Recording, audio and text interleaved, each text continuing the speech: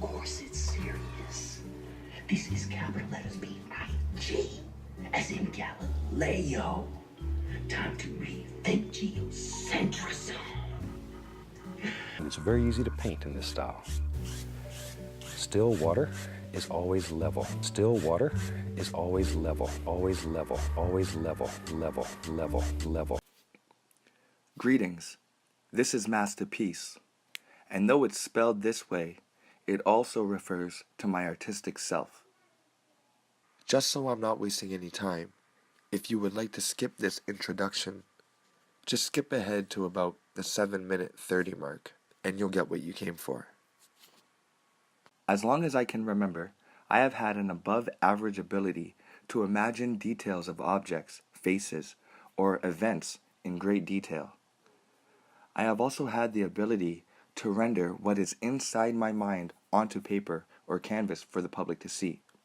When I was 6, my art was published in my regional school board's pamphlet under the headings of the arts. I was always better than, or on par with, my school art teachers and realized I needed advanced lessons if I was going to truly learn anything. I have won speed painting competitions and have had paintings hung in a few town halls around my way, but I don't say this to toot my own horn, but to legitimize and bring another aspect to this flat earth movement. And that's what I'm calling the APFE, the artist's perspective on flat earth. As an advanced arts student, we are shared information that is not given to the standard intellectual or predominantly left-brained population. We are taught to see, and not only that, but how to reproduce what we see so that when it's gone, we can reproduce it and capture its likeness without it physically being there. For example, we as art students need to observe a piece of folded cloth or a nude figure in order to accurately reproduce it in the future when there is no such item present. Say a woman from another country wants a painting of herself from a photograph, but with updated clothes. Instead of a cotton t-shirt, she wants a fleece sweater. As an artist, I would have to reproduce what that particular fabric, texture, light absorption, resting weight, thickness, etc., in order for it to appear realistic, or that she was actually wearing the fleece sweater in the picture. Without learning to observe, an artist like myself would always have to have said object present at the time of production. Any great artist can reproduce anything they've seen or drawn at least once before. This is the power of the artistic mind, which sounds like autistic, and we already know that there are plenty examples of autistic people that are able to reproduce mind-boggling, beautiful works of art. But to stay on topic, as a young child learning about the solar system, I, like many children, had many questions. However, I cannot help but feel like my questions were just a little different than the other children, and possibly more advanced. It took a lot of brainwashing and indoctrination via school, Hollywood, TV, and media, etc., to get me to forget these questions that I had when I was young. But since stepping into the flat earth knowledge, these questions and images have come flooding back to my mind, and I'm very excited to share it with you, because what I'm going to share with you today will totally debunk the spherical moon theory from here and forevermore. Before I begin, I want to let you know that the arts are one of the most important realms of learning in existence. Science, maths, and physics can be taught through the arts. When we are learning about intellectual sciences and things like arithmetic, physics, chemistry, etc., we are stimulating the left brain. But when we incorporate the right brain, things like arts and music, well, now we are engaging both hemispheres of the brain, and that empowers our subconscious to connect dots in such ways that present an opportunity to problem solve for a bigger picture. People who engage their left and right brain while learning also incorporate both while problem solving. This is why you may experience artsy people as an asset while participating in escape rooms or other creative games. Artsy people are able to think outside the box. In fact, the visual arts are so important and impactful to society that the great artists of the day were actually given the subject matter to paint. The elite controlled the subject matter for the artists, the very same way they control a performing or a recording artist today. They give them the general outlines and then give the artist their leeway to put their spin on it, or to make it theirs, so to speak. Michelangelo detested the process he endured by his most famous work, the Sistine Chapel. He was actually ordered by the church to produce the masterpiece on the ceiling. He was given the subject matter, but it was Michelangelo that physically rendered and mixed the paints and painted it. And it is still influencing and inspiring people today. The imaginative power of an artist is unrivaled by any other character type. From my personal experience, it is sometimes a burden having such photographic, true-to-life memory. Haunting and horrible images that are not intended to be viewed stay with an artist long after observed. Scary, twisted, horrifying images are made realistic in nightmares or in waking life, as when someone is describing a surgery or an accident. The graphic reconstruction in the artist's mind is so real, he or she almost feels the pain right then and there. I'm sure most artists watching this can agree. This is why artists are dangerous to the system, and why the arts are given as optional school courses, or are not taken as seriously as other career choices. If two people told you their professions, one a math teacher, the other an arts teacher, you would probably judge the math teacher to be smarter, more wise, or more trustworthy, dependable, or more professional, or even more deserving of your respect and patience. Which is weird, because everyone can learn math and how to count numbers if they tried, or use a calculator. Yet no matter how hard someone who is not born with an artistic inclination may never be able to develop the talents it takes to render a family portrait, or a landscape, or the correct color, or the moon. And speaking of the moon, allow me to now share the information that will close the case forever on the possibility or the falsity of the moon being a sphere. The moon is 100% absolutely not spherical, and any lunar eclipse proves it, and you can prove it too. All you need is a light source and two spheres. On the right, I'll be showing video footage of past lunar eclipses that we are all familiar with. And on the left, I will be showing what a shadow moving over a sphere actually looks like. A lunar eclipse is not, I repeat, is not a shadow of a sphere or anything else circular moving across a spherical object. How do I know? There are 4 critical points of observation everyone should be looking at. And I like to call these the conformation to surface factor, the shadow diffusion factor, the sine wave or S factor, and the reflected light factor. Firstly, I would like to point out the consistency of how a shadow naturally moves along varied surface types. This is the conformation factor.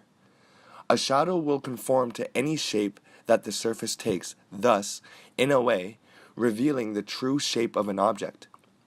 If a shadow moves along something rigid like stairs, it will take the stairs' shape, revealing the level differential from step to step. If a shadow moves along a concave object like a bowl, the shadow will stretch and skew, revealing the concavity of the bowl. If a shadow was to move over the surface of a sphere, it would stretch and skew in a spherical manner, wrapping and receding as it bevels and distorts along the sphere's surface. Note that this does not and has never happened on the surface of the moon during an eclipse. Which brings us to our next factor, the shadow diffusion factor. Note, the shadow is more crisp on the edge of the bowl than it is in the lowest portion of the bowl, and sharpens as it rises back up to the edge or the source of the shadow. Note also that on a sphere, the shadow is most diffused or scattered around the edges as the sphere's surface recedes, and it is the most sharp or defined on the closest portion of the sphere. This is because the closer the source of the shadow is to the surface, the more defined its edges. The further the source of the shadow is from the surface, the larger and more faded or diffused it becomes. Another way to say this is if you place an object on a surface with a light source above, the object's shadow will appear most sharp when the object is at rest. But lift the object closer to its light source, and you will see the shadow lose its crisp edges and dull or fade away, sometimes to the point where little to no shadow remains. This is the shadow diffusion factor, and in conjunction with the first factor, the conformation to the surface factor, the shadow not only rises and falls, stretches and skews with the surface, but also sharpens and dulls. These two factors are almost all we need to find the true topography or shape of the moon. Yet one factor is missing.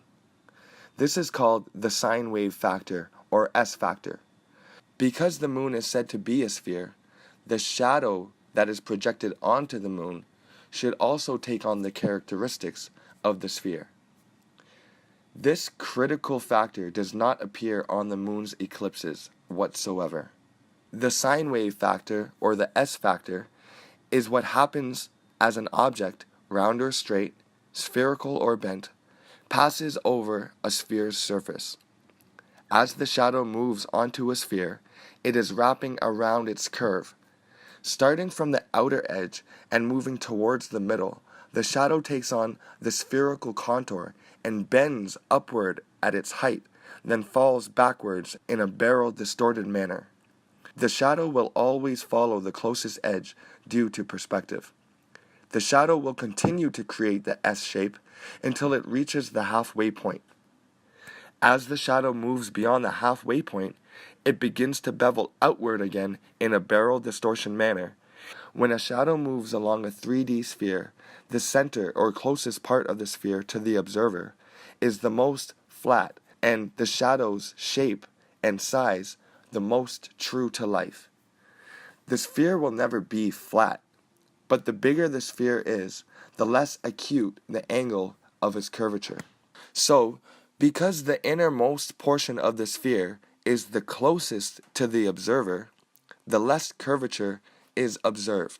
However, when we observe any lunar eclipse, there is no wrapping, stretching, skewing, sharpening, or dulling of the shadow.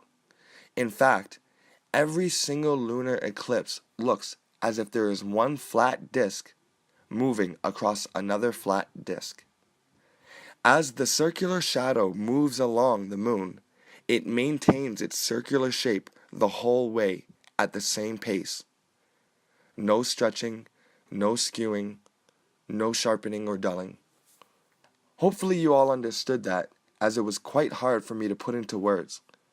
Those three factors are good enough for us to see that the moon is not a sphere, but one factor is needed to realize the moon's surroundings, and that's reflected light.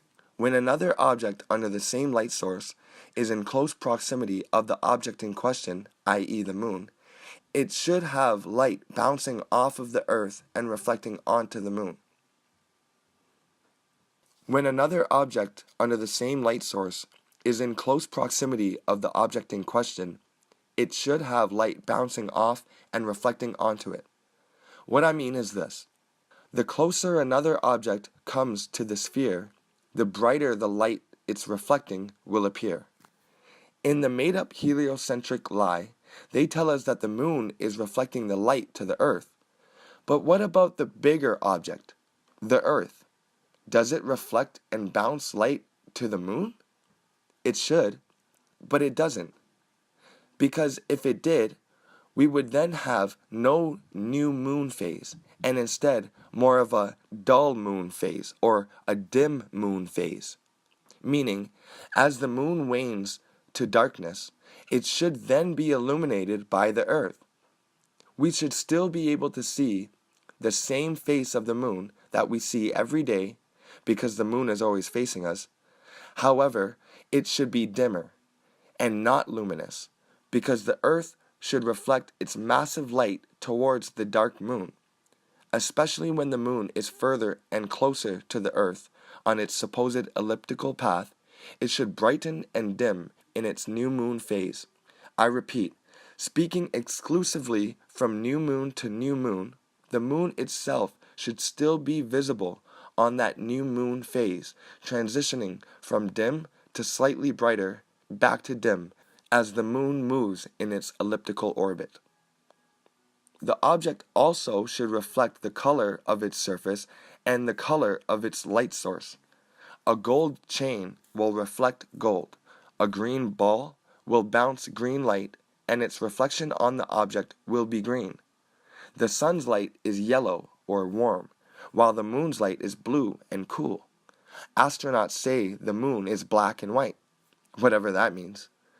But if that means it's a scale of grays running from white to black, then it is impossible for the moon to change the sun's light from a warm color and temperature to a cool color and temperature. Yes, the moon's light is colder than the moon's shade. I can understand the moon cooling down the sun's rays and making it less hot, but in no way is it possible for it to actually make the sun's rays colder than the shade at night. Meaning, if you stepped into the moonlight at night, the temperature of the sun's rays reflecting off the surface of the moon and onto your face, or thermometer, should be greatly reduced, but not colder than if there was no moon at all. When the moon comes out at night, the temperature drops because of the moon's light. This has been confirmed by many experiments using digital thermometers. But staying on course, there is no sign of a reflected light being thrown onto the moon by Earth. What does this mean? This means that the new moon has actually disappeared. While the moon is waxing and waning, we can see the rest of the moon that is not illuminated. However, when there is a new moon, or no sunlight being reflected, we do not see a dim spherical object traversing our sky. In fact, in the daytime, we should still see a dim object traversing the sky, but we have never seen either of these things in our realities. Can you ever remember seeing a dim, non-luminous moon high in the sky at the new moon phase? I repeat, at the new moon phase, not while it's waxing or waning, and not when it's near full. Have you ever seen a dim, non-luminous moon high in the sky at the new moon phase? Now that this information is being brought to light, you will never be able to help but notice something you've never noticed before. That on an eclipse, the shadow has never stretched along the surface of a spherical moon. No stretching, no skewing, no sharpening in or fading away. Not obscured and distorted in sine wave-like motions, no light reflecting onto the moon from Earth, nothing. Not a single shred of evidence remains that the moon is a spherical body orbiting around or above our Earth. This 100% discounts and debunks any further argument or perspectives that hold to our moon being a sphere in the sky or reflecting the sun's light. This information is in line with the laws of the reflector. The reflector can only reflect light brilliantly if the surface of the reflector is concave, but the outside of the sphere is convex, and convex surfaces only reflect a portion of the light back to the viewer's eye. But a concave surface reaccumulates the spreading light, or reconcentrates the light back to the observer's eye, whereas the convex surface, like the surface of a ball, further scatters the light. If the moon were over 250,000 miles away, then we would only see a portion of the moon, which we would call the hot spot, or the bright spot, or the highlight of the sphere. But there are no hot spots or highlights or bright points on the sphere of the moon indicating the sun's direction. Instead, we have a perfectly evenly lit, luminescent moon that gives us cold blue light. In fact, when we look at a full moon, it appears to be flat because the edges of the moon are just as bright as the center or any other part on a full moon.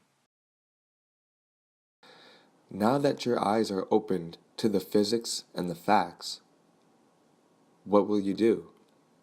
Will you choose to continue believing this lie or observe it for yourself? Anybody can do it. Just go outside and look up. And in case you're wondering about what Neil deGrasse Tyson has to say on the matter, just look how he debunked himself. He went on social media, yes, supposedly the world's leading astrophysicist, anyway, went on social media and posted this ridiculous photo of what he thinks the shadow of a flat Earth would look like on the moon. Now, of course, he believes that the moon is a sphere, or at least that's what he says. But if that's the case, then why is there no stretching or skewing of this shadow? Once again, it goes to show you how important it is to be observant and to rely on your own senses. It also displays the innate sense for acute observation to a true artist. We have to combine both worlds, science and spirituality, the abstract and the literal, the arts and the politics, the left and the right brain. We must paint a whole picture in order to see truth in anything. Keep your eyes wide open. And once again, this is Master Peace. Peace, power, and protection. Respect. These capital letters be I-G, as in Galileo. Time to rethink geocentrism. Time to rethink geocentrism. Time to rethink geocentrism. Time to rethink geocentrism.